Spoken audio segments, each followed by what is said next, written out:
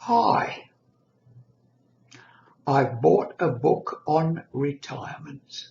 Yes, the first book I've ever bought on the subject. Here's the book.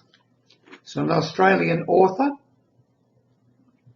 Epic Retirement by Beck Wilson. And of course I thought about time I bought something on retirement, seeing as I've been talking about it now for 8 months and putting out hundreds of videos on the subject.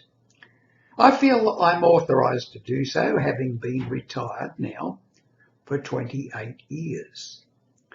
But I was quite surprised to read in Beck's book, when she talks about Australian statistics, is that the average retiree in Australia retires at 55.4 years of age, whereas they expect to retire at 65.2 years of age.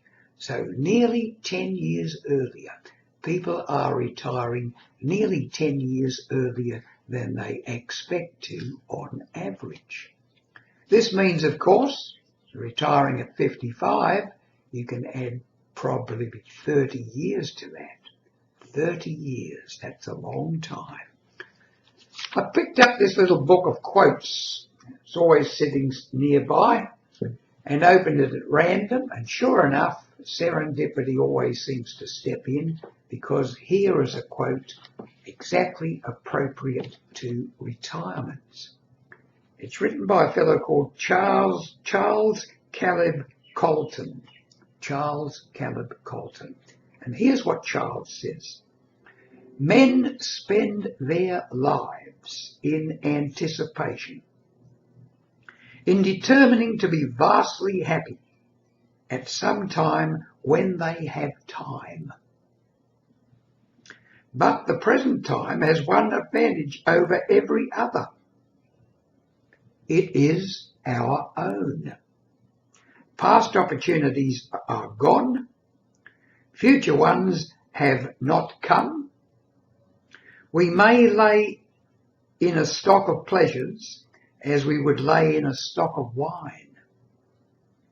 But if we defer the tasting of them too long, we shall find that both are soured by age.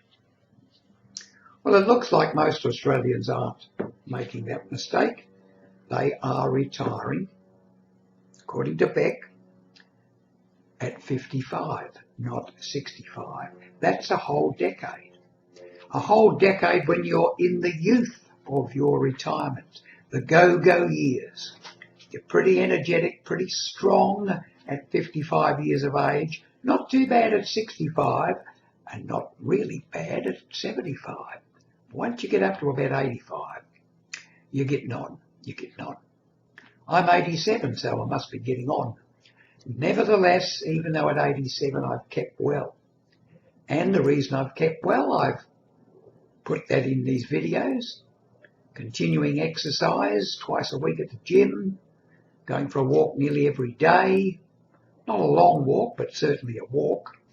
Doing my yoga stretches, and of course doing my twice daily meditation.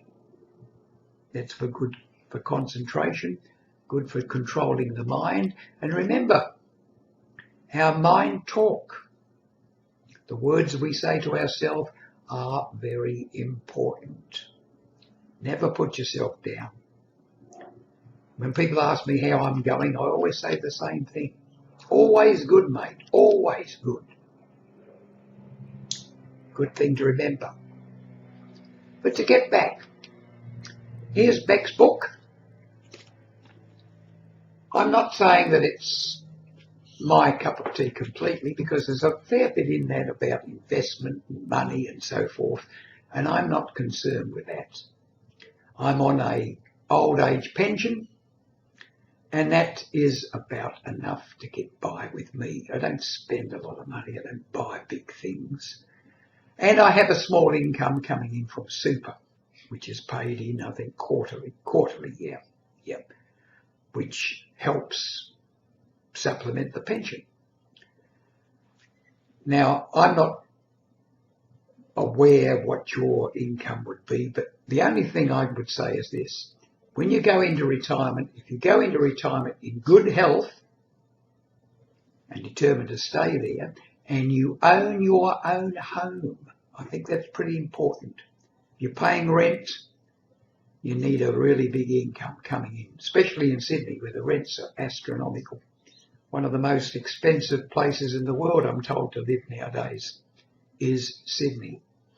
So if you own your own home and you're in good health and you don't have any debts, even if you're retiring at 55, the chances are you will live 30 years, because those statistics say that you will.